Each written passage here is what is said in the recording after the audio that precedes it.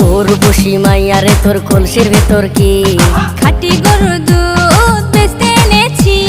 দে না একটু খাই, দামটা আগে চাই, আর দে না একটু খাই।